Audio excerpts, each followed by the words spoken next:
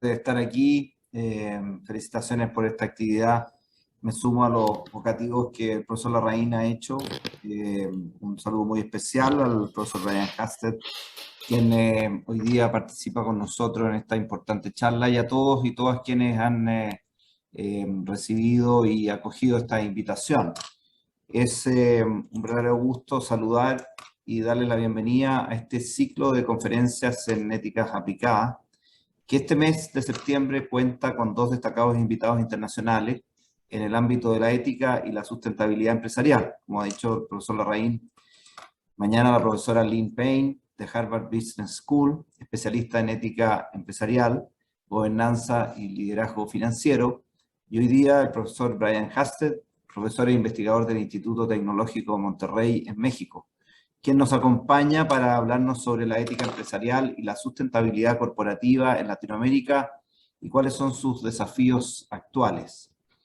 Este ciclo de conferencias en éticas aplicadas es parte de un proyecto institucional de carácter transversal e interdisciplinario que hemos implementado para promover la formación, investigación y vinculación con el medio en relación a temas de ética que son de urgencia global.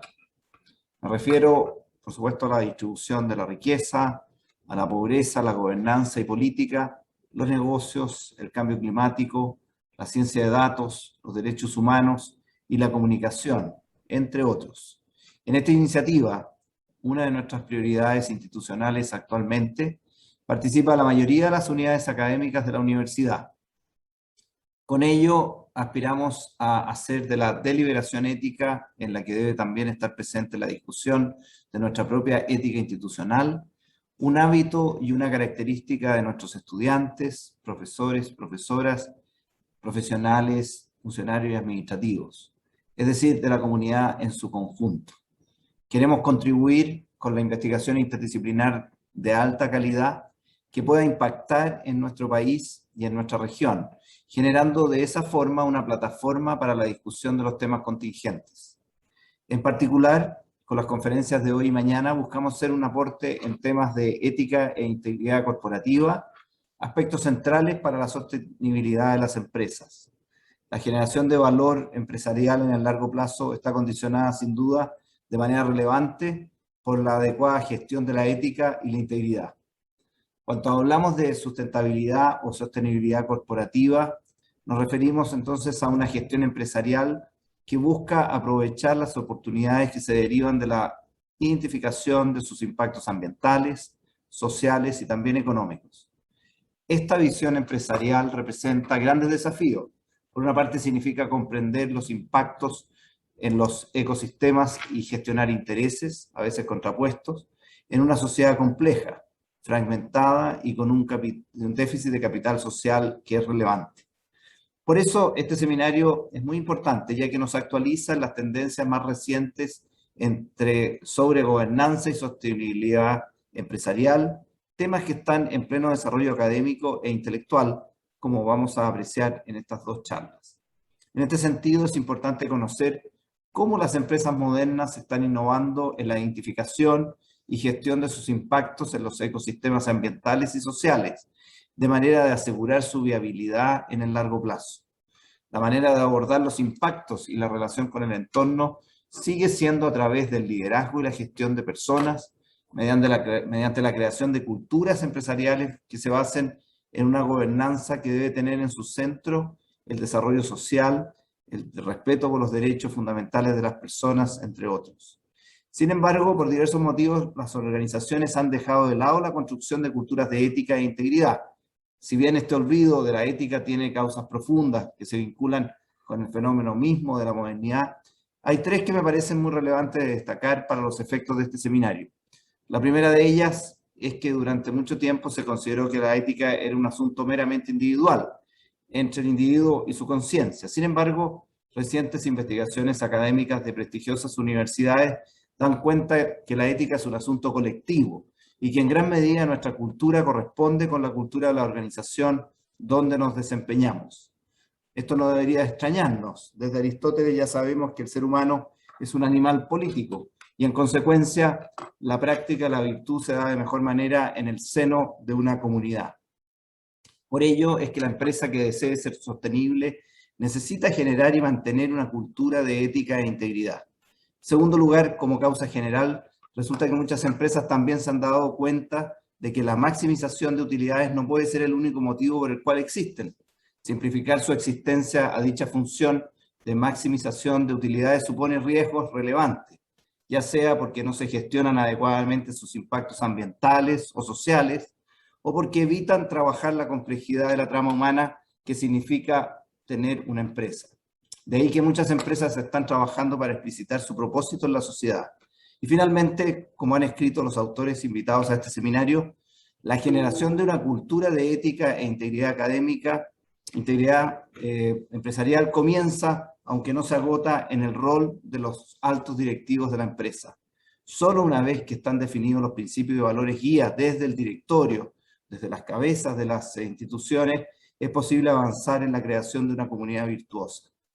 Para finalizar, quisiera agradecer y felicitar al profesor Juan Larraín, quien de manera brillante ha organizado este ciclo de conferencias sobre éticas aplicadas con destacados invitados, iniciado esto en el mes de marzo y que se va a extender hasta el próximo mes de octubre con interesantes ponencias. Muchas gracias, profesor Hasted, de nuevo.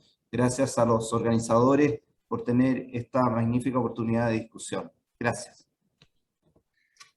Muchas gracias, rector. Le agradecemos las palabras, el tiempo y el apoyo en esta iniciativa que estamos desarrollando como universidad. Le paso ahora entonces la palabra al profesor Jorge Tarciján de la Escuela de Administración, quien ha invitado al profesor Hasted, que lo va a presentar y que también luego va a hacerse cargo de conducir el espacio de preguntas y respuestas. Jorge, por favor, muchas gracias. Está silenciado, Jorge. Me silenciaron entre medio. Muy bienvenido a todos. Es un gusto estar con varias caras conocidas que veo por la pantalla y otros nombres también muy conocidos. Así que muy bienvenidos de nuevo a esta charla. Una muy breve presentación. Después de las palabras del rector no tengo mucho que decir ni quisiera repetir nada. Solamente decir que estamos muy orgullosos de tener al profesor Hasted. Él recibió uno de los principales premios a la investigación en México hace muy poquito, el reconocimiento de investigador insignia, el premio de investigación e innovación Rómulo Garza. Su track record de ponencias, publicaciones, los más prestigiosos journal de management del mundo es bastante impresionante. Es realmente una de las mejores personas que podríamos tener para iluminarnos respecto a temas de ética empresarial y sustentabilidad corporativa en América Latina. Creo que es un gran activo también que él de una u otra manera esté, ¿no es cierto?, trabajando en una institución latinoamericana. Creo que eso nos acerca mucho más al tipo de problema que nuestra realidad empresarial tiende a enfrentar y seguramente va a tender a enfrentar con mayor fuerza en el futuro cercano. Lo último que me gustaría decir es que en la Escuela de Administración, y déjenme 30 segundos hacer una mención a nuestra institución, estamos integrando fuertemente estos temas en nuestros currículum y en nuestros distintos programas y todavía en forma incipiente, pero claramente avanzando en temas de investigación.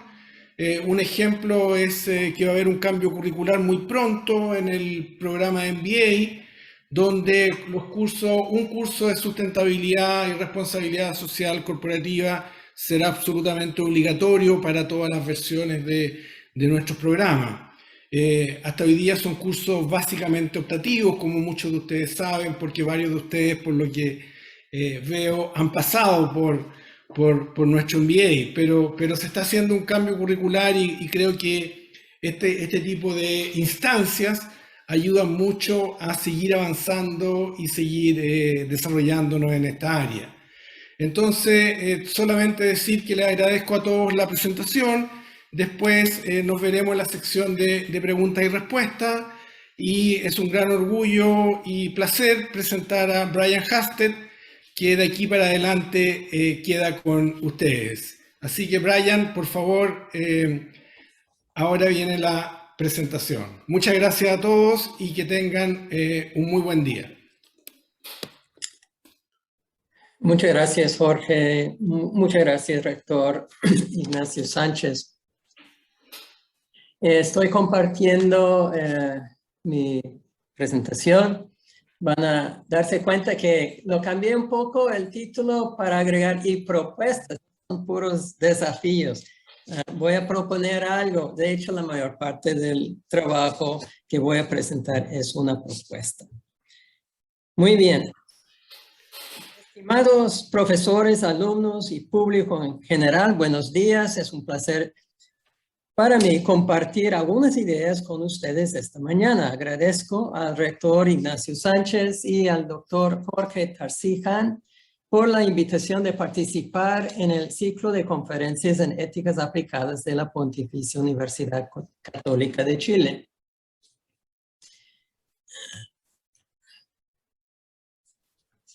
Hace aproximadamente un año, cerca de la ciudad de Wuhan, China, un coronavirus pasó de una población animal, posiblemente de murciélagos, a la población humana.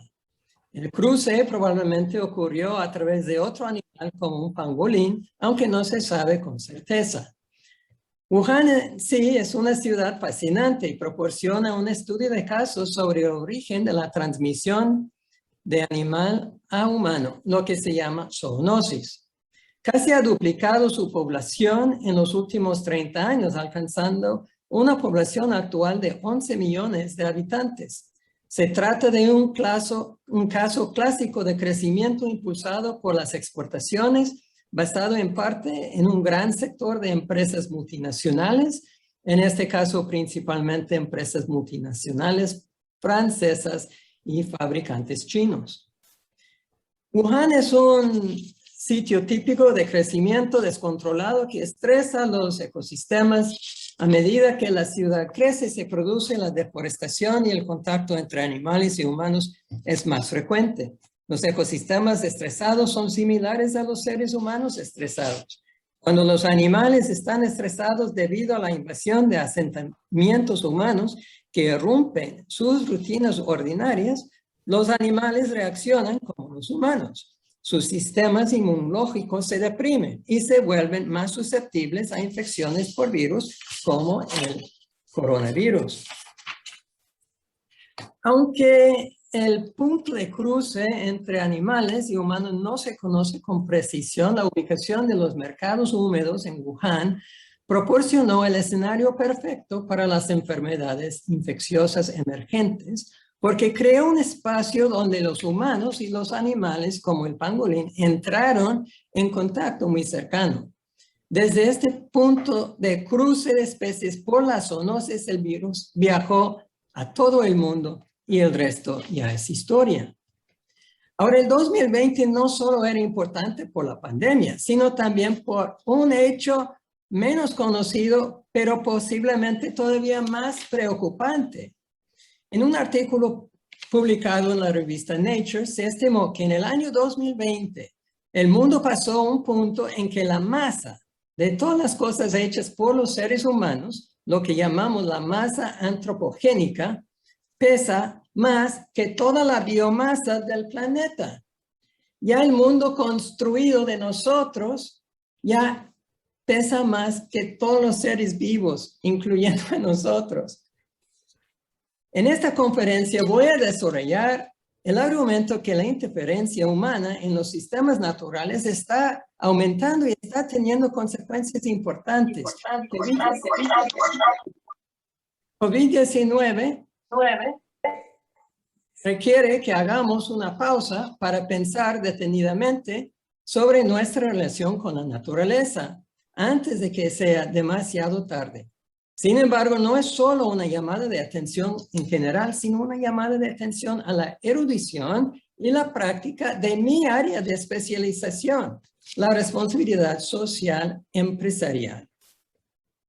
En México, los conflictos con la naturaleza están aumentando y provocando respuestas humanas. Las protestas contra parques eólicos en Oaxaca, los bloqueos de trenes por comunidades yaquis en Sonora y la oposición al gasoducto de Tuxpan a Tula ejemplifican conflictos donde la relación humana con la naturaleza está en el centro.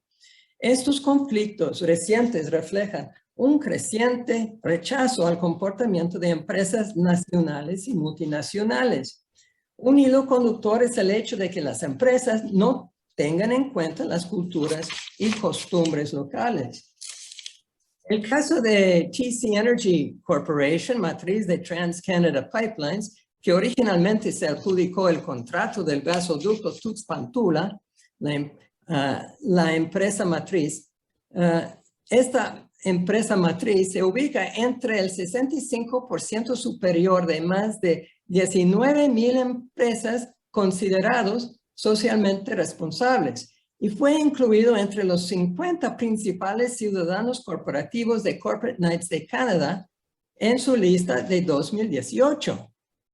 Aunque ya no está en esa lista de empresas socialmente responsables, incluso cuando estaba en la lista, la constructora del oleoducto Tuxpan-Tula había sido objeto de críticas casi constantes y ahora el proyecto se está convirtiendo en una asociación público-privada.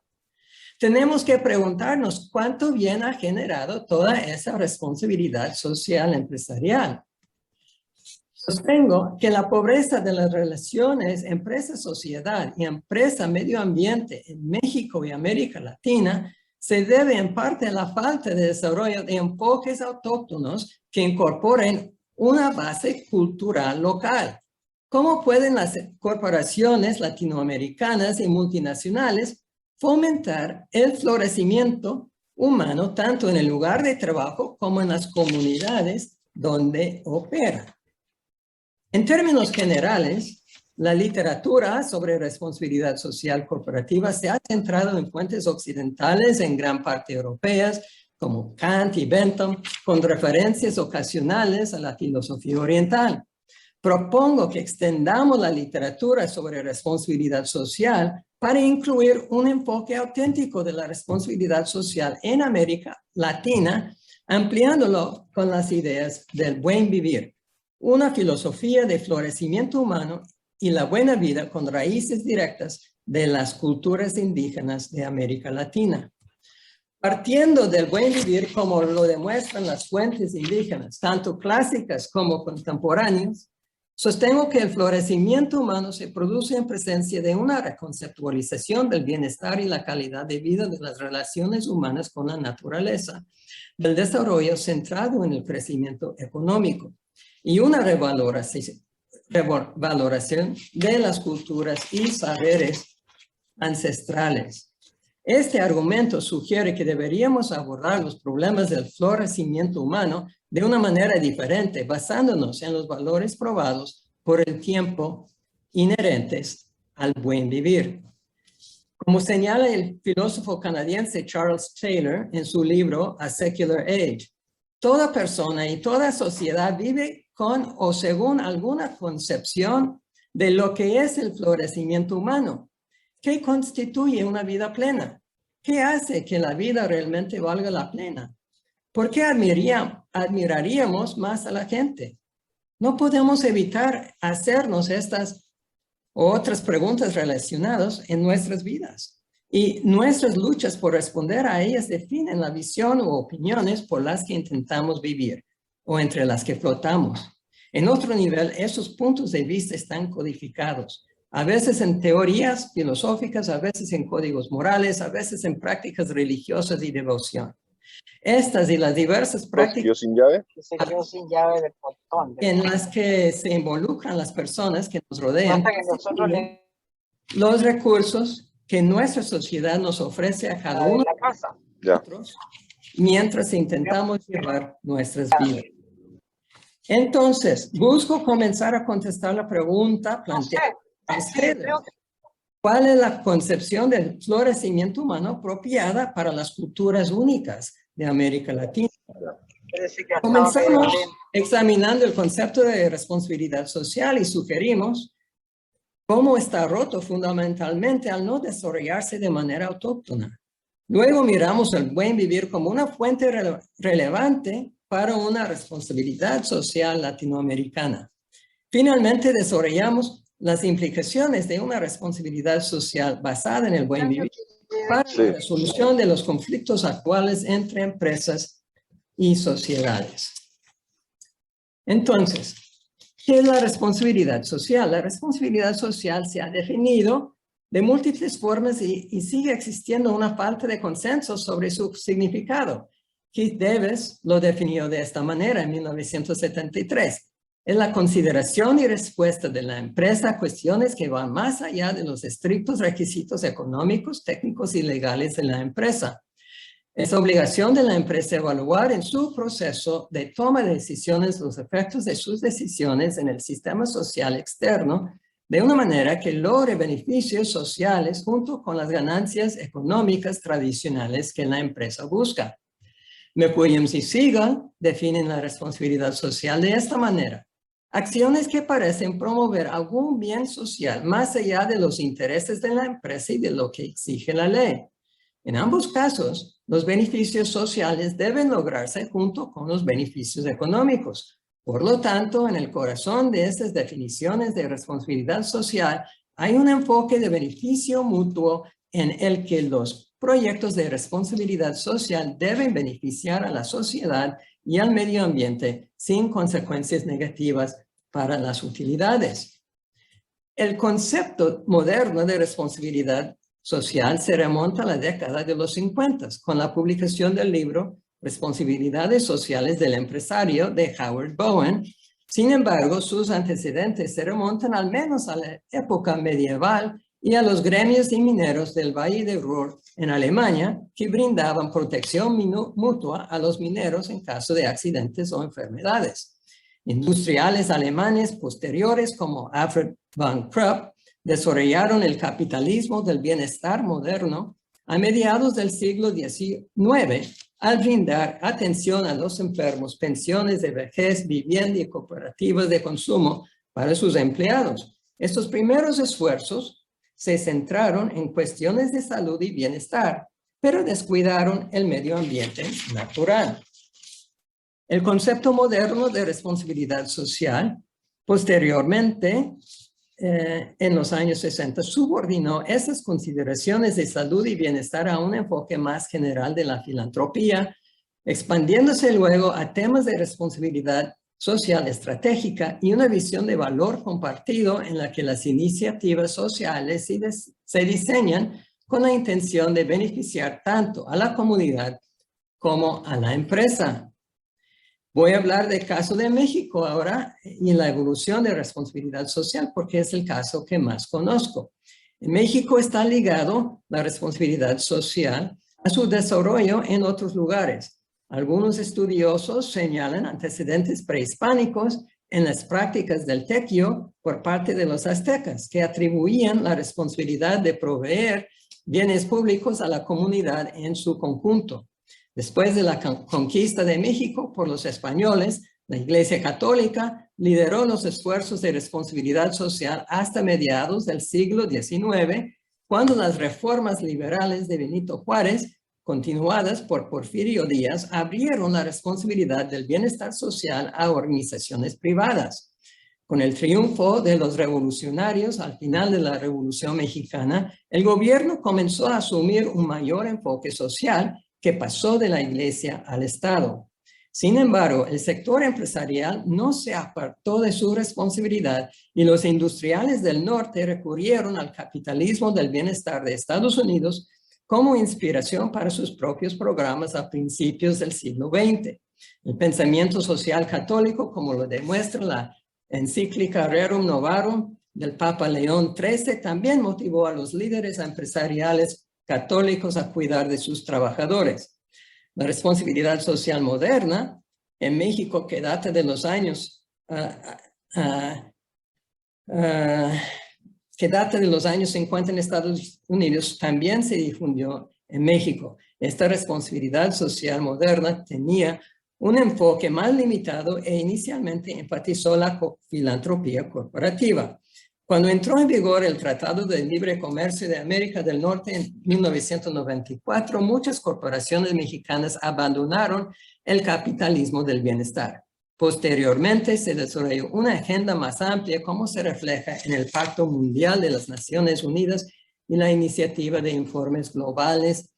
Importantes corporaciones mexicanas siguieron el ejemplo de las empresas norteamericanas adoptando la agenda internacional de responsabilidad social, y muchas de ellas ya han escrito acuerdos internacionales como el Pacto Mundial y el GRI.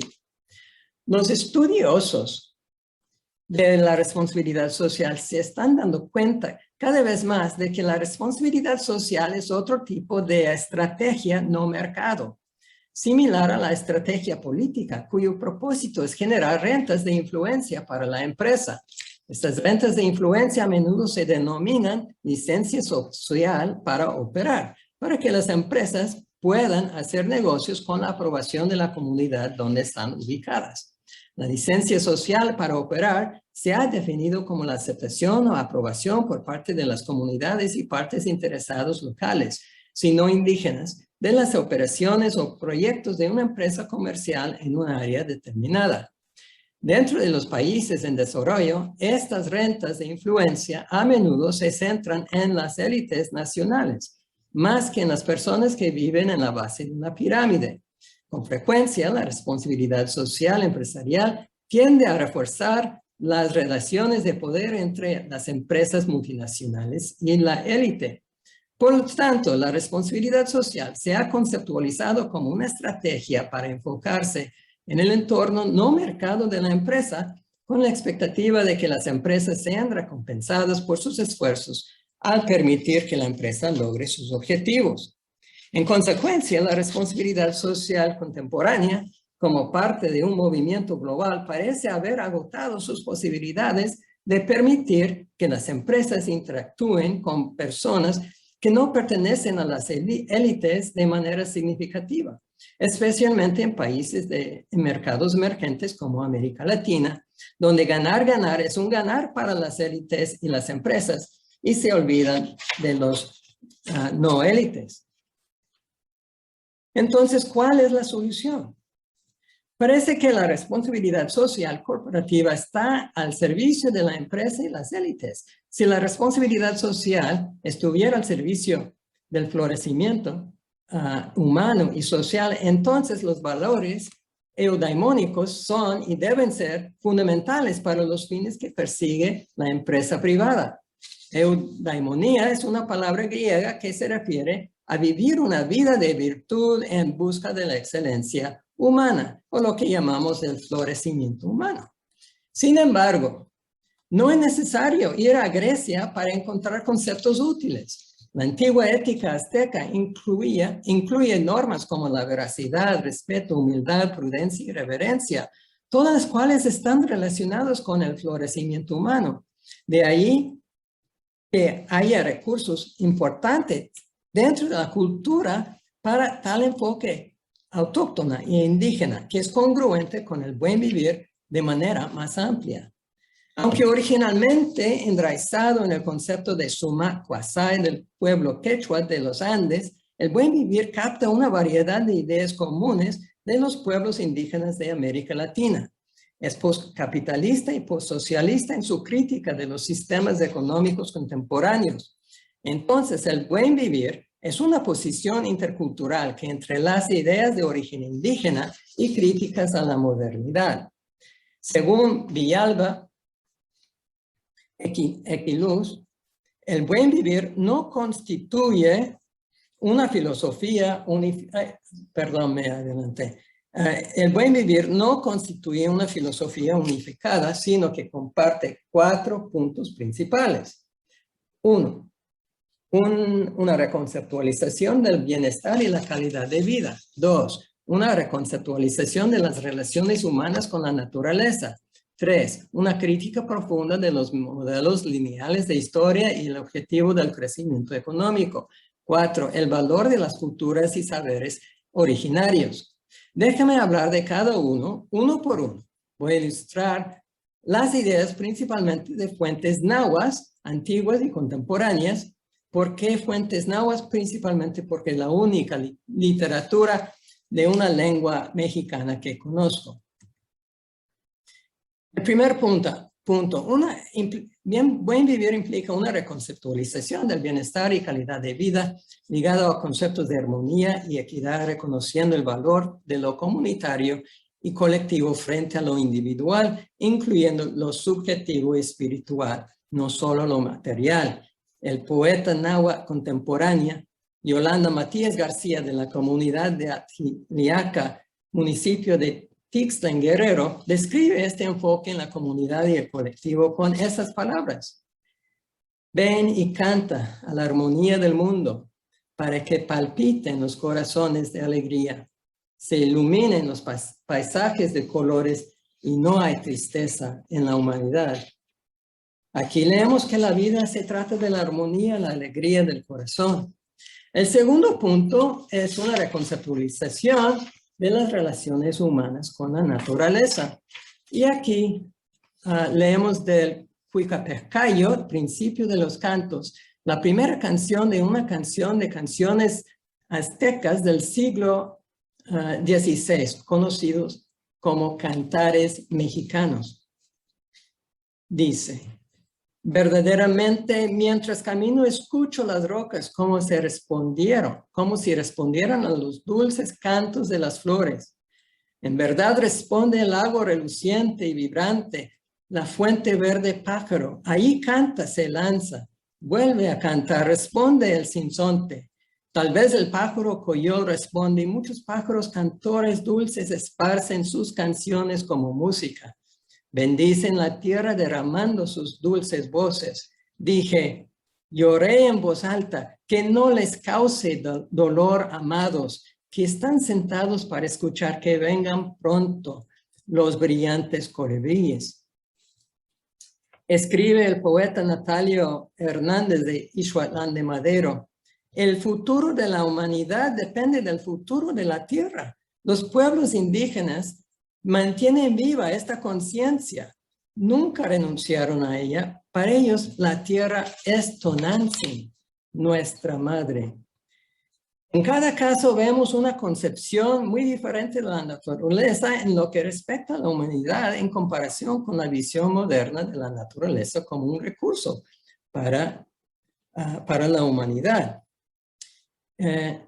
El tercer punto es una crítica profunda de los modelos lineales de historia y desarrollo y el objetivo casi exclusivo del crecimiento económico.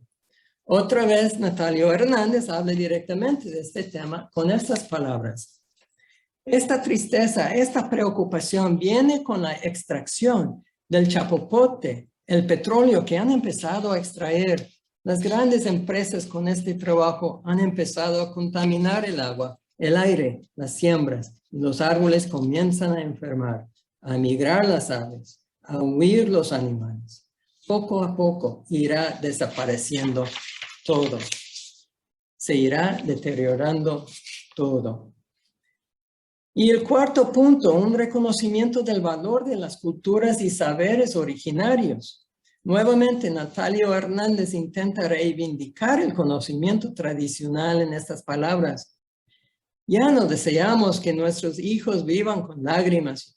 Ya no queremos que transiten huérfanos por el mundo porque tienen raíces antiguas, porque tienen rostro propio, porque tienen sabiduría antigua, que se ha venido acrecentando con otras sabidurías que han llegado a la tierra huasteca. A eso se debe mi canto, canto de alegría, madre tierra, tierra huasteca. Entonces, lo que he hecho aquí es tratar de mostrar cómo los elementos de buen vivir existen dentro de la cultura contemporánea, por lo menos en México. En esta tabla, adaptada de Rivera, Velázquez y Rojas, podemos comparar las cosmovisiones occidentales contemporáneas en las que se basa la responsabilidad social y la cosmovisión del buen vivir. Lo que vemos es en la primera columna la cosmovisión eurocéntrica moderna, en la segunda la del buen vivir. Entonces vamos de una instrumentalización de la naturaleza a una integración humana con y desde la perspectiva de la naturaleza. Perdón. De una fragmentación de conocimientos, estética y normas a un diálogo de saberes ancestrales, del universalismo al particularismo, al intervencionismo y desarrollo, a una crítica del desarrollo, del individuo a la comunidad. Sobre la base de esta tabla de las cosmovisiones occidentales y el buen vivir, podemos comenzar a comparar la responsabilidad social empresarial contemporánea y el buen vivir. En cuanto a la instrumentalización de la naturaleza, gran parte de la investigación de responsabilidad social se ha centrado en el caso empresarial, que es el argumento de que las empresas deben invertir en responsabilidad social siempre que genere beneficios económicos positivos para los negocios. El caso de negocio ha llamado la atención de los investigadores de responsabilidad social a lo largo de los años, pero no ha llevado a cuestionamientos serios sobre si la inversión en responsabilidad social ha producido impactos productivos para el medio ambiente y la sociedad. Esta instrumentalización de la naturaleza, incluida los recursos humanos, contrasta fuertemente con el buen vivir, que considera que la naturaleza tiene un valor intrínseco a la par con los seres humanos. Más que el marco de optimización que impregna la responsabilidad social y sustentabilidad, el buen vivir da prioridad a la naturaleza para que no pueda ser vista como un instrumento, sino como un fin en sí mismo. Con respecto al conocimiento, la ciencia occidental se ha fragmentado cada vez más, al menos desde el siglo XVIII, cuando las ciencias sociales comenzaron a separarse de la filosofía moral, que culminó en las disciplinas actuales como la economía, sociología, ciencias políticas y psicología, entre otros. Vemos esta fragmentación en la investigación de la responsabilidad social, con corrientes de investigación que fluyen de cada una de las disciplinas antes mencionadas, así como del campo inherentemente interdisciplinario de la administración de empresas. Como resultado, las ciencias administrativas se han obsesionado con el desarrollo de la teoría, a través de la cual se pueden deducir y probar hipótesis. También en el área de responsabilidad social hemos visto la proliferación de las marcas académicas, tales como el valor compartido, los negocios conscientes y muchos otros, que solamente agregan valor a sus autores, pero no a sus lectores. En cambio, el buen vivir da peso a los conocimientos ancestrales transmitidos de generación en generación. Está arraigado localmente en una comunidad y geografía específicas que representan la destilación de años de experiencia dentro de esa comunidad y geografía.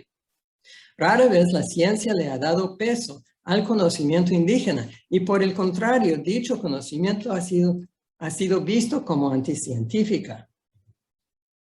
La responsabilidad social, como una extensión de la visión del mundo occidental, ha sido en gran medida universalista. Los programas de responsabilidad social a menudo se basan en problemas sociales y ambientales globales, como los Objetivos de Desarrollo Sostenible de la ONU.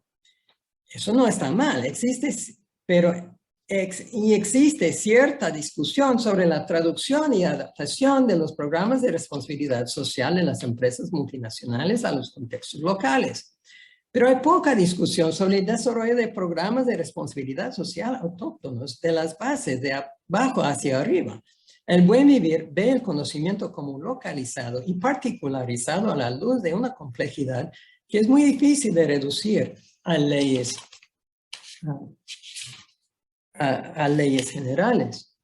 La responsabilidad social construye dentro del modelo del crecimiento del desarrollo y eso es consistente con las nociones actuales del desarrollo sostenible que promueve el crecimiento verde. Por el contrario, el buen vivir critica la mayoría de los modelos de desarrollo económico y la propia idea de crecimiento. El crecimiento verde se convierte en un oxímoron, como lo demuestra una investigación reciente que sugiere que el beneficio mutuo que esperamos del crecimiento verde no se realiza fácilmente en la práctica. Finalmente, la responsabilidad social y la cosmovisión occidental es esencialmente individualista, permite la concentración de la riqueza en manos de unos pocos y requiere que los más pobres salgan de la pobreza por sus propios medios. En contraste, el buen vivir es comunitario y colectivo en su enfoque. Entonces, ¿cómo sería una responsabilidad social basada en el buen vivir? Primero, tomaría en serio la naturaleza y el papel de las personas como parte de la naturaleza.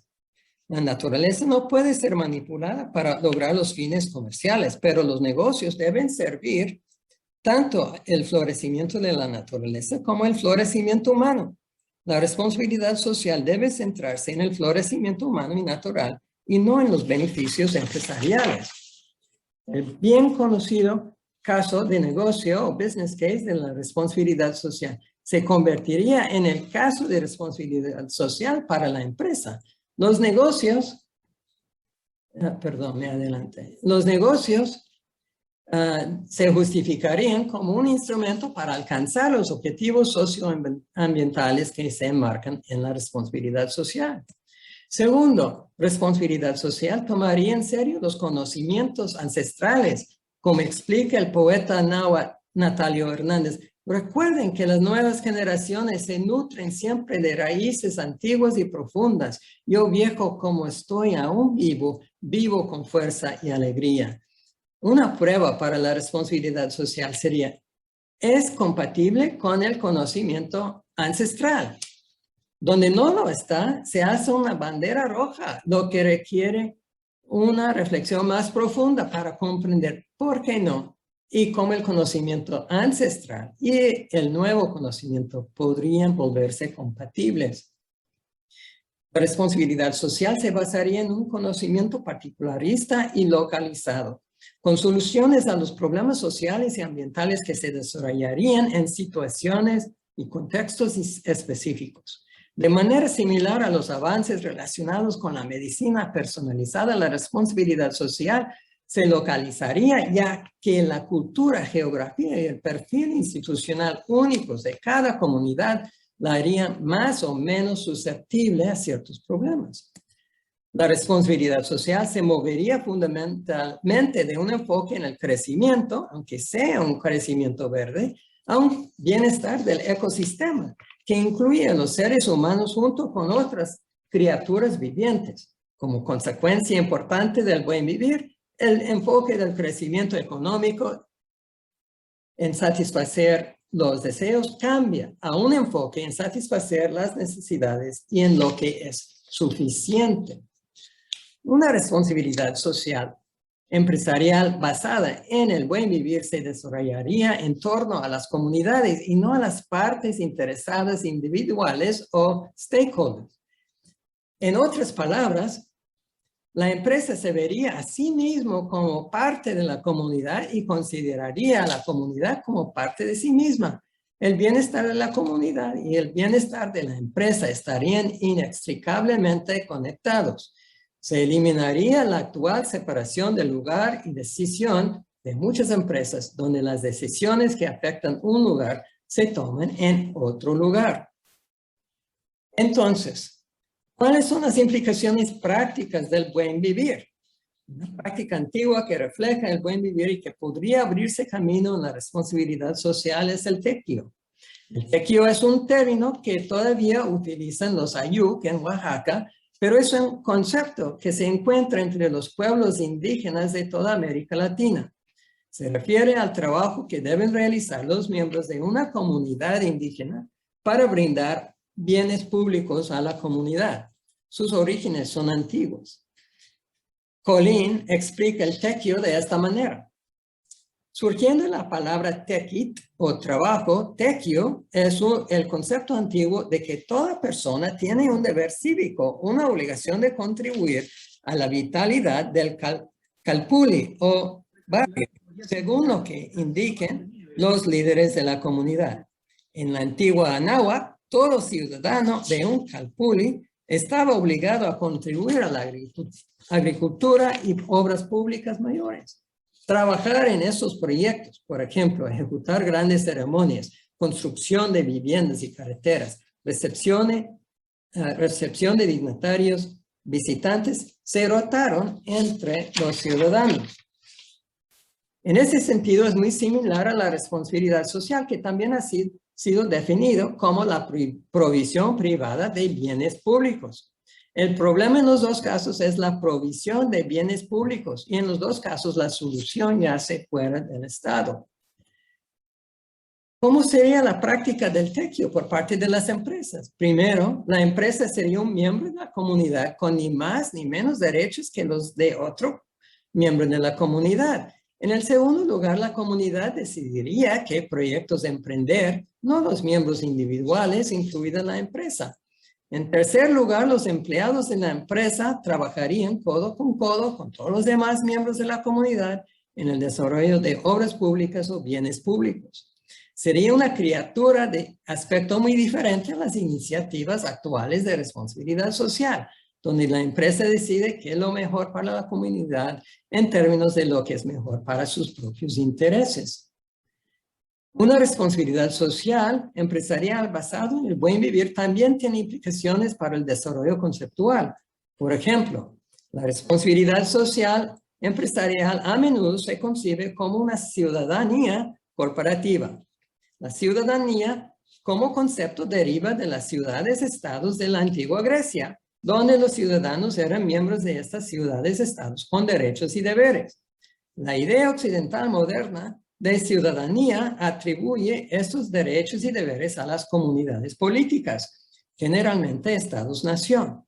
¿Qué significaría si la responsabilidad social se extendiera a la membresía en las comunidades locales en función de la geografía, la cultura y el idioma?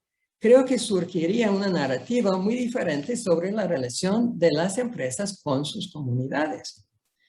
Por lo tanto, buen vivir implica un cambio de la gestión de los grupos de interés, estos stakeholders, como se dice en inglés, a la participación de la comunidad. El enfoque de gestión de las partes interesadas esencialmente coloca a la empresa en el centro y las partes interesadas en relación con la empresa, ya que afectan los intereses de la empresa o la empresa afecta sus intereses. Sin embargo, el buen vivir sugiere que las empresas deben considerarse a sí mismas como miembros de la comunidad, con ni más ni menos derechos que otros miembros de la comunidad. La responsabilidad social basada en buen vivir también incorporaría el concepto de consentimiento libre, previo y informado. Con demasiada frecuencia, la responsabilidad social en relación con las comunidades locales ha incorporado la comunidad de la consulta de las comunidades, pero no ha considerado que la comunidad local tenga derechos en sí mismo para dar su consentimiento a los proyectos de la empresa. Al menos tal como se practica en México, la consulta no ha sido suficiente, pero debe ser nada menos que el consentimiento. Si bien la responsabilidad social empresarial en su mejor momento ha incorporado el diálogo bidireccional con las partes interesadas, tales enfoques aún privilegian a la empresa como un líder de tales ejercicios. El buen vivir no privilegia a ningún miembro de la comunidad y requiere el concepto de consentimiento libre, previo e informado en el que las comunidades indígenas han exigido sus derechos en relación con las operaciones corporativas en la comunidad, de manera que la comunidad tiene un derecho fundamental de veto a menos que los beneficios de la comunidad, a menos que den beneficios para la comunidad en su conjunto. Esto representa un enfoque muy diferente al enfoque de las partes interesadas, centrado en la empresa, donde la condición de parte interesada connota el derecho a dar su opinión en un proceso deliberativo de toma de decisiones. No refleja ni autonomía de decisión ni control sobre los términos y procedimientos que acompañan la participación. El consentimiento previo, libre e informado exige mucho más que el derecho a dar aportes. De hecho, es todo lo contrario y requiere autonomía de decisión y control sobre los términos y procedimientos de participación. Una última implicación del buen vivir para responsabilidad social, empresarial y sustentabilidad es la incorporación de un cuarto pilar o cuarto resultado final en el trípode o triple resultado final de la sostenibilidad, que se ha centrado en las personas, las ganancias y el planeta. Este cuarto es la cultura. Una lectura de los Objetivos de Desarrollo Sostenible revela poca referencia a los aspectos culturales de la sostenibilidad, como la diversidad lingüística o el conocimiento ecológico local. Un enfoque del buen vivir vería la cultura, el idioma y el conocimiento ancestral como claves para la sustentabilidad y por ende la responsabilidad social empresarial. Eso no se refiere a la cultura como una actividad de consumo, sino a la cultura vivida y producida por las personas. Buen vivir agregaría un ODS, Objetivo de Desarrollo Sostenible, adicional que se ocuparía de preservar nuestro patrimonio biocultural, incluida la diversidad cultural y lingüística y el conocimiento ambiental local. En el caso contra la responsabilidad social es sólido. Sin resultados sociales y ambientales tangibles, parece que pocos bienes públicos se han proporcionado de forma privada a través de las empresas. El movimiento global de responsabilidad social, tal como se materializa en marcos globales como el Pacto Global y la Iniciativa Global de Presentación de Informes, se ha difundido por todo el mundo, con poca evidencia del impacto sustancial, siendo adoptado de manera ceremonial.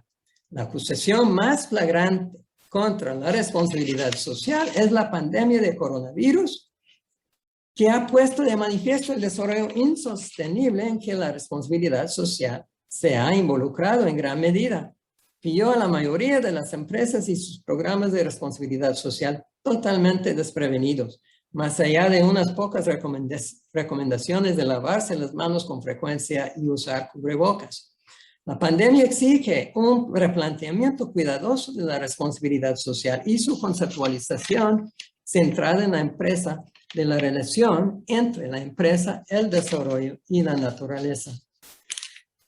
Tal ha sido también el caso de México y creo que de toda América Latina. En esta ponencia he argumentado que es hora de repensar la responsabilidad social y reconstruirla sobre el principio basándose en conceptos y experiencias locales. Creo que América Latina está bien preparada para emprender esta tarea, dada la riqueza de recursos que posee dentro de todas sus culturas indígenas, ya sea del Códice Florentino o de los poetas modernos. Una ética empresarial autóctona en que se entiende el negocio simplemente como creación de valor y comercio, existe y puede aplicarse hoy. Además, he encontrado que la ética y filosofía están bien resumidas dentro de la rúbrica del buen vivir, lo que permite un enfoque verdaderamente latinoamericano. Los problemas de la empresa en su relación con la sociedad son claros. Es hora de buscar soluciones, dado que las soluciones que ofrecen los movimientos importados, como la responsabilidad social, no funcionan. Es hora de hacer el arduo trabajo de desarrollar soluciones basadas en los recursos históricos, filosóficos y literarios de América Latina para sanar el daño que hemos hecho y seguimos haciendo a Totlalnantzin, nuestra madre tierra. Como dice la madre del poeta Natalio Hernández, Moneki Shikmalhu, Nochitlen Onka Ipan Tlantipatli, Ipampatonana Tlantipatli, Tech Tlacualtia, Tech Yol Chikawa, Keman Timiki, Tech Celia y Tlacoyotipa.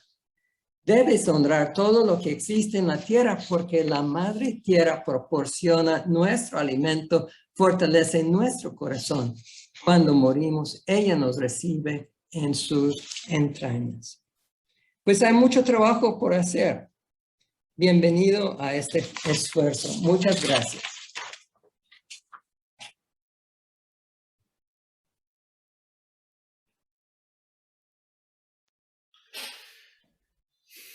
¿Quién tendrá alguna pregunta?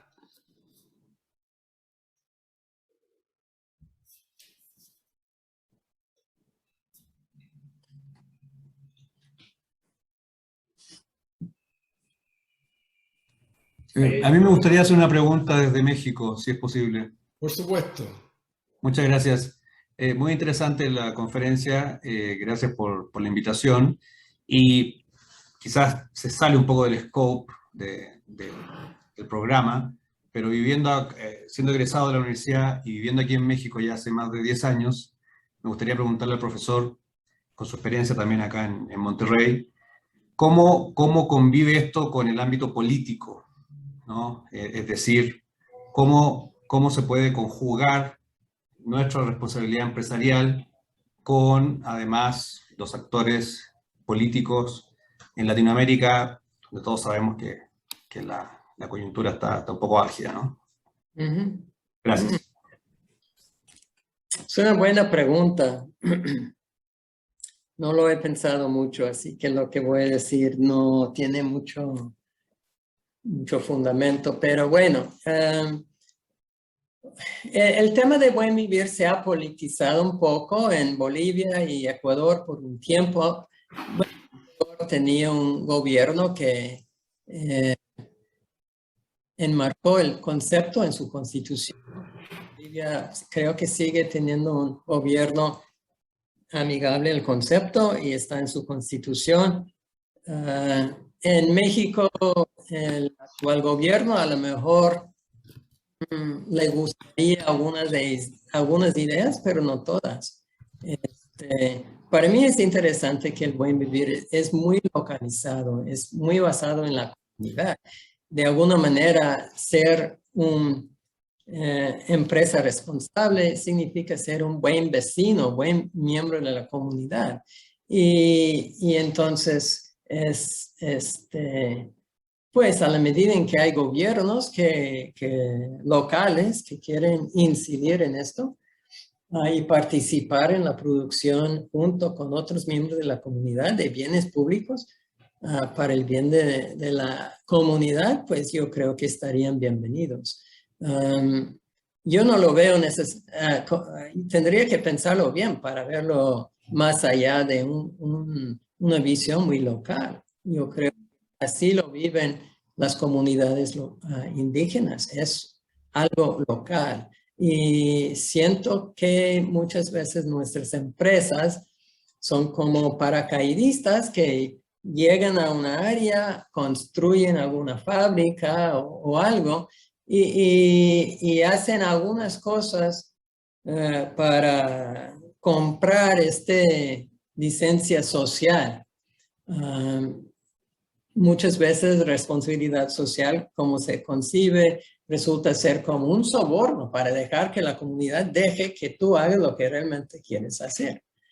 Y entonces, para mí, eso tiene que cambiar. Y buen vivir permite una reconfiguración de la empresa como miembro de la comunidad local, que se ha visto en algunos momentos de la historia, pero ahorita el movimiento de responsabilidad social muchas veces es más, es esto, un movimiento. Entonces, creo que en términos de gobiernos y política, pues definitivamente algunos gobiernos han alzado la bandera de buen vivir, pero no sé hasta qué punto lo han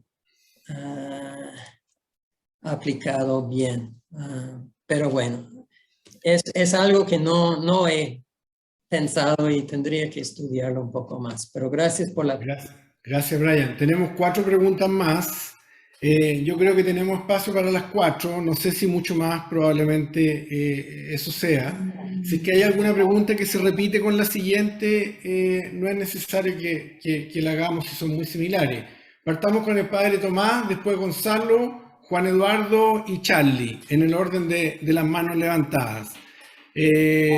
Brian, ¿prefieres tomarlas una a una las preguntas o prefieres escuchar las 4 preguntas y después tú tomar la palabra definitivamente? Yo creo que uno por uno. Perfecto, perfecto. Padre Tomás. Gracias, Jorge, y gracias, profesor Hasted. Muy interesante lo encuentro yo. Pero debo reconocer de que es una pregunta muy parecida a la anterior. Parecería que su postura es muy poco popular dentro de las tradicionales cosmovisiones de un administrador, un economista. ¿Cómo uno puede plantear amablemente esta postura, que creo que está muy a la par con la Laudato Si, nos interesa mucho como Universidad Católica? Y veo que incluso hubo posturas similares. Yo recuerdo cuando era joven leí un librito de Schumacher, Small is Beautiful, que planteaba cosas similares desde otra perspectiva, pero muy poco populares para los paradigmas con los que estamos viviendo. Se repite un poco la pregunta, pero me vuelve a interesar. Creo que es un punto que habría que trabajar. Gracias, profesor. Sí, gracias, padre. Es muy buen punto. Y obviamente, yo creo que tenemos que convencernos de la urgencia de un cambio. Punto. El cambio climático ya está encima, ya lo estamos viviendo. Y realmente no estamos haciendo lo suficiente para mitigar el cambio climático. El dato que mencioné al principio de que ya el mundo construido de los humanos pesa más que todo el mundo biomasa. Uno tiene que pensar en qué estamos haciendo. Realmente implica una reflexión muy seria. Ya no estamos para juegos. Sí, yo creo que tenemos que replantear. No estoy hablando de eliminar empresas, pero la idea es que este conocimiento ancestral, y podríamos incluir pensamiento tradicional de la iglesia y otros, debe de ser una parte de la toma de decisiones. Entonces puedes usar todos tus algoritmos y fórmulas y marcos conceptuales para llegar a una decisión y luego contrastarlo con el conocimiento tradicional ancestral para ver qué debemos de hacer. Y si hay un conflicto, hay que realmente confrontarlos y llegar a una solución adecuada. No estoy negando ni la ciencia, pero hemos olvidado de este conocimiento ancestral tradicional. Y entonces es importante incluir las dos cosas. Pero no es que quiero ser, que no es que, obviamente no es popular. Estoy diciendo que no vamos a resolver el problema de cambio climático con puros proyectos ganar. La empresa tiene que tomar decisiones serias. Tenemos que empezar a consumir menos. No nos gusta escuchar esto, pero tenemos que pensar en otro tipo de crecimiento, un decrecimiento casi. Pero bueno, no sé, hay mucho que se podría decir. Gracias por la pregunta. Gonzalo. Bien, bueno, muchas gracias, profesor Brian, por la presentación, muy interesante. Mi pregunta va exactamente en la última frase en la que usted comentó, y tiene que ver justamente con el concepto del consumismo y su relación estrecha, sabemos, en términos económicos con el famoso crecimiento económico. Solo un pequeño dato: en el año 2020 se consumieron 9.100 kilómetros cuadrados de bosque, se deforestaron en la Amazonía. Cifra récord, solamente equivalente o superada por el año 2019, que fueron 8.500 kilómetros cuadrados. Esto es 10.000 canchas de fútbol al año. Producto principalmente de la alimentación de la industria de la carne. Mi pregunta va en ese sentido, por ejemplo, en que estamos terminando el 18 de septiembre y varios de nosotros, yo me incluyo, tenemos el estómago lleno de carne. Y probablemente comimos muchísimos kilos de carne en este país los últimos días. Y en ese sentido, claro, la industria de la carne podría iniciar, y ha iniciado, ¿no es cierto?, producción más ecológica en la Amazonía, pero su principio fundamental, de base obviamente capitalista, será siempre vender la mayor cantidad de carne posible en el mundo. Probablemente lo mismo suceda en el mismo 18 de septiembre con la industria de las cervezas, con la industria de la bebida, con el retail, la industria del automóvil, en fin. Entonces, en ese sentido yo me pregunto si es que esta tendencia mundial y latinoamericana de ir en búsqueda de un desarrollo sustentable que no está poniendo el ojo en un elemento central que es el consumismo, ¿cómo realmente ponemos ese concepto en la presentación que usted ponía? Y si acaso existe entonces una suerte de empresariado o de economía anticonsumista, por ponerlo en un tema así como teórico. ¿Cómo realmente cambiamos este patrón de consumismo que nos tiene, en cierta manera, en la trampa principal de la transformación ecológica y social en el mundo? Sí. Muy buena pregunta, gracias. He estado pensando que una línea de investigación muy interesante sería el caso de negocio para el no consumo. ¿Cómo es que puedo ganar dinero en el hecho de no consumir productos? Mira, yo creo que, por ejemplo, hay conceptos como economía circular, ecología industrial, que empiezan a reducir el impacto del consumo. Sin embargo, no vamos a empezar a decrecer.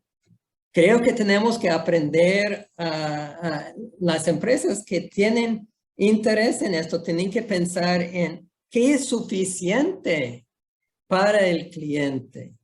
Claro, necesitamos consumir. Vivimos en un mundo en que compro mi comida y la ropa y todo eso implica consumo, pero tenemos que encaminar el consumo de una manera que no dañe tanto el planeta y somos muchos. Y queremos que los más pobres tengan la oportunidad de poder consumir buenos alimentos y tener acceso a ropa y vivienda. Entonces, es importante pensar en este caso de negocio para el consumo menor. ¿Cómo es que yo no tengo la respuesta? Tenemos que empezar a investigar esto. Hay algunos ejemplos de empresas que en su publicidad han atacado han dicho, mira, compra este producto si es necesario, si te sirve, pero tenemos que cuidar lo que estamos llevando del planeta. Hay muy pocas campañas publicitarias de este tipo. Tengo unos ejemplos en un PowerPoint que comparto con mis alumnos. Pero el punto es que sí, hay que consumir menos. ¿Cómo es que vamos a consumir menos? Bueno, es un trabajo de mercadotecnia social de alguna manera. ¿Cómo ayudamos a la gente a dejar de fumar? Bueno, es mercadotecnia social y existen herramientas, pero tenemos que enfocarlos no en el no consumo, pero en un consumo reducido, un enfoque en qué es suficiente, qué necesito para una vida digna y ya, y aprender que eso es lo importante. Gracias, Brian. Juan Eduardo. Gracias, Jorge, y gracias, Brian, por tu presentación. Encuentro que es bien interesante, sobre todo en Chile hoy día estamos con un debate intercultural donde emergen estos conceptos, ¿no es cierto? Sin embargo, tengo una pregunta, porque el capitalismo hoy día ha desarrollado una serie de metodologías de identificación de impacto que tienen que ver con la teoría de la sostenibilidad corporativa, ¿no es cierto? Donde uno puede encontrar las directrices de la OECD o los movimientos ESG que buscan que la empresa, ¿no es cierto?, identifique y gestione estos impactos. Dando por sentado que el concepto tradicional de la responsabilidad social corporativa, la visión más paternalista, era insuficiente. Yo creo que ahí tu presentación un poco concluye eso, pero lo reemplaza por esta cosmovisión del buen vivir. A mí me parece un poco igual difícil porque hay una adopción de un concepto intercultural que hoy día además viene con mucha fuerza identitaria. Entonces la pregunta es por qué en vez de adoptar las metodologías de identificación de impacto, tú propones trasladarse, ¿verdad?, a un concepto que es bonito, que tiene su tradición. En el caso mapuche, ¿verdad?, está el concepto del Kunemogen, que es muy parecido, ¿verdad?, al buen vivir, que también uno podría entroncarlo con la tradición judeo-cristiana de Aristóteles. Pero ¿por qué me llama la atención, ¿verdad?, esa adopción de un concepto que viene de un grupo indígena que incluso ellos mismos a veces lo han perdido, ¿no es cierto? Entonces, ¿por qué tú haces la apuesta de rescatar ese concepto más que de ir por una evolución natural de lo que es una empresa responsable? Gracias. Wow, muy buena pregunta. Voy a aprovechar para compartir. Este es un artículo que se publicó y que resume las ideas que he articulado aquí en esta presentación. Bueno, también trabajo por este lado. Y acabo de hacer una revisión de la literatura de impacto con colegas Mike Barnett y Irene Enríquez, y básicamente tratamos de analizar el impacto de todas las iniciativas de responsabilidad social que existen. ¿Cuál es el impacto? ¿Cuál es la cantidad de bien que se ha hecho con la responsabilidad social? Pues a lo mejor ha hecho bien, pero que se puede medir, hay casi nada que examina qué impacto ha tenido todos estos proyectos, iniciativas de responsabilidad social. Entonces yo creo que sí, hablar por el lado del impacto también es importante. Lamentablemente, como investigadores, como empresas, no nos ha interesado tanto el impacto. Lo que nos ha interesado es hacer algo. Los investigadores, la mayor parte de la investigación de responsabilidad social sigue siendo el caso de negocios, el business case. Pero si tú me preguntas qué sabemos sobre el impacto de iniciativas concretas, hay algunos estudios sobre esto, pero está en salud pública o está en estudios de economía del desarrollo. Ellos estudian esas preguntas, pero en administración no nos hemos puesto atención al impacto de las iniciativas. A lo mejor algunas personas en operaciones tienen este interés, pero muy pocas veces lo han enfocado en temas de responsabilidad social. Entonces, no es que no es importante un enfoque de impacto, creo que es muy importante y estoy trabajando en esto. Pero también creo que tenemos que apelar también a los sentimientos de la gente, apelar a sus valores, apelar a sus espíritus. Y eso es por medio de la cultura. Yo creo que de alguna manera en Estados Unidos, un gran problema que tenemos respecto a cambio climático es cultural. Y hemos ignorado lamentablemente una gran parte de la población, una población que tiende a ser un poco más pobre, olvidado, rural, y el resultado es que se oponen totalmente a todo esto como una fantasía de los élites. La parte cultural es muy importante, la parte de valores, de lo que piensa la gente y el buen vivir, creo, por lo menos en México, yo creo que estoy usando muchas fuentes mexicanos para apelar especialmente a los mexicanos. Creo que lo que he hecho va a servir mucho para ustedes, no conozco su cultura. Ustedes conocen su cultura y ustedes tienen que encontrar las maneras de apelar a esos elementos culturales, espirituales, que existen, que son inherentes entre la gente chilena. Entonces, no vamos a dejar al lado el impacto, pero vamos a también incluir un enfoque sobre la cultura y valores. Y yo creo que buen vivir, por lo menos para México, es muy útil. Gracias, Brian.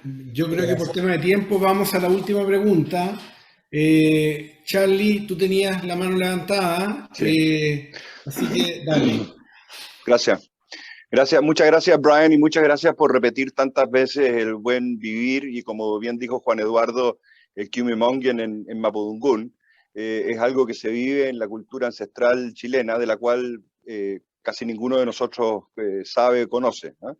Yo soy exalumno de la universidad, trabajo en una empresa forestal con actividades en el mundo mapuche, pero quiero hablar de otra cosa que hago, que junto con un grupo de amigos y dentro de ellos mapuches estamos formando una fundación de empresas una fundación de empresas indígenas, justamente una organización sin fines de lucro que lo que busca es fortalecer un ecosistema de empresas que puedan vivir los valores ancestrales del mundo indígena y vivir esto que tú hablas de la cosmovisión y vivir este Kiumimongen. Entonces, mi pregunta va en que tú has hablado, ¿no es cierto?, de la responsabilidad social de las empresas, pero ¿cómo podemos hablar de la empresarización de la sociedad civil? Yo creo que empresas y sociedad civil son grandes transformadores y van a jugar un tremendo rol en los años que vienen y en particular en nuestro país. Pero también tenemos que llevar a la sociedad civil, y en el caso de comunidades indígenas, comunidades mapuche, a interiorizarse, a involucrarse en el mundo de las empresas. Y a nosotros nos ha costado bastante poder formar empresas indígenas a partir de esta fundación. Estamos recién partiendo, pero me gustaría en otra oportunidad poder compartir más contigo de lo que estamos haciendo, pero si me puedes contar de algunos casos de buenos ejemplos de justamente cómo la sociedad civil, cómo la comunidad se transforma en empresa, y no tanto que la empresa sea responsable de asuntos de la comunidad. Gracias. Muy interesante tu pregunta, Charlie, pero no es un tema que realmente he visto y no sé cómo contestarte. Tengo una amiga, Consuelo García, aquí de la IGADE, que ella trabaja mucho sobre empresa comunitaria indígena. Y sí, es difícil. Lo único que puedo decir es que lo que yo veo aquí en México es que cuando hablamos de empresa indígena, se enfoca mucho en manualidades y artesanía, y mientras los jóvenes indígenas de esas comunidades van migrando a las ciudades a encontrar trabajo.